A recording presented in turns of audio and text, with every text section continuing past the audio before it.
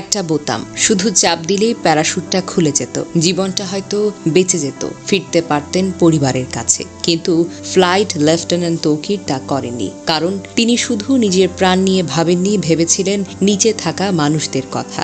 বিমানের emergency system সক্রিয় থাকলেও তিনি সিট ত্যাগ করেননি।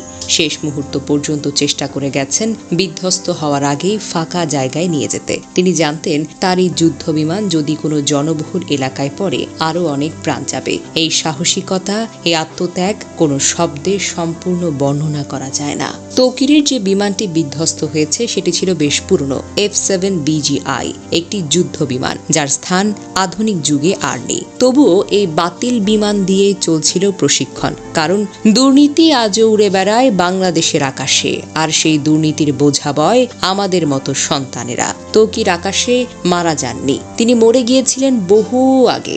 যেদিন বাজেট চুরি হয়েছিল, যেদিন সিদ্ধান্ত হয়েছিল 1970 দশকের বাতিল যুদ্ধ বিমান দিয়েই হবে প্রশিক্ষণ, এই সিস্টেম তাকে দেয়নি কিছুই। না দিয়েছে সুরক্ষা, না দিয়েছে বিকল্প, না দিয়েছে আধুনিক কোনো যন্ত্রপাতি। তাকে দিয়ে গেছে কেবল ঝুঁকি, মরিচা ধরা লোহা আর নিশ্চিত মৃত্যু। তবুও তিনি পিছু হটেননি।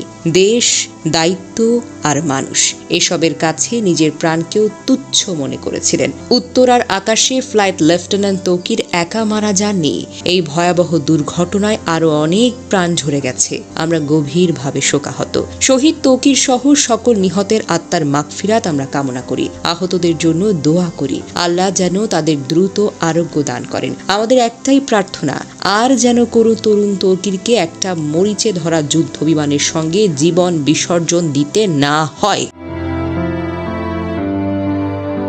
দুর্ঘটনার খবর ছড়িয়ে পড়লে বিকেল থেকে রাজশাহী নগরীর উপশহরের 3 নম্বর সেক্টরের আশ্রয় নামের ভাড়া বাড়িতে স্থানীয় বাসিন্দা ও স্বজনদের ভিড় করতে দেখা যায়। বাড়ির মালিক আতিকুর ইসলাম বলেন, ফ্লাইট লেফটেন্যান্ট তৌকির ইসলামের মা বাবা ও বোন জামাই ঢাকার উদ্দেশ্যে রওনা হওয়ার আগে তার মৃত্যুর খবর জানতেন না। পরিবারের সদস্যরা জানতেন সাগর জীবিত ও চিকিৎসাধীন রয়েছেন। তৌকির ইসলামের বড় চাচা মতিউর রহমান বলেন, ঢাকায় রওনা হওয়ার আগে তৌকিরের বাবা মাকে নিহতের খবর জানানো হয়নি। গত বছর তৌকির ইসলাম বিয়ে করেছেন। চলতি বছরের ফেব্রুয়ারি মাসে বিয়ের আনুষ্ঠানিকতা সম্পন্ন করেন। তার স্ত্রী ঢাকার ব্র্যাক ইউনিভার্সিটির একজন শিক্ষক। প্রসঙ্গত, সোমবার দুপুর 1টার পর রাজধানীর উত্তরার দুর্ঘটনায় পরে বাংলাদেশের বিমান বাহিনীর একটি প্রশিক্ষণ বিমান। বিমানটি উত্তরার মাইলস্টোন স্কুল অ্যান্ড কলেজের একটি ভবনে গিয়ে পড়ে যায় এবং বিধ্বস্ত হয়। সঙ্গে সঙ্গে বিমান ও স্কুল ভবনটিতে আগুন ধরে যায়। যে ভবনে এটি বিধ্বস্ত হয় সেখানে বহু স্কুল পর্যায়ের শিক্ষার্থী ছিল, যাদের বেশিরভাগই হতাহত হয়েছে। দুর্ঘটনার পরপর উদ্ধার অভিযান শুরু করে ফায়ার সার্ভিস। উত্তরা সহ আশেপাশের 9টি ইউনিট ঘটনাস্থলে গিয়ে আগুন নিয়ন্ত্রণে আনে এবং হতাহতদের উদ্ধার করা শুরু হয়। পরে উদ্ধার অভিযানে যোগ দেন বিজিবি ও সেনাবাহিনী। বিমান বাহিনীর হেলিকপ্টার করে হতাহতদের হাসপাতালে নেওয়া হয়। মর্মান্তিক এই ঘটনায় শোক জানিয়ে বার্তা দিয়েছেন প্রধান উপদেষ্টা ডক্টর মোহাম্মদ ইউনূস। মঙ্গলবার রাষ্ট্রীয় শোক ঘোষণা করা হয়েছে।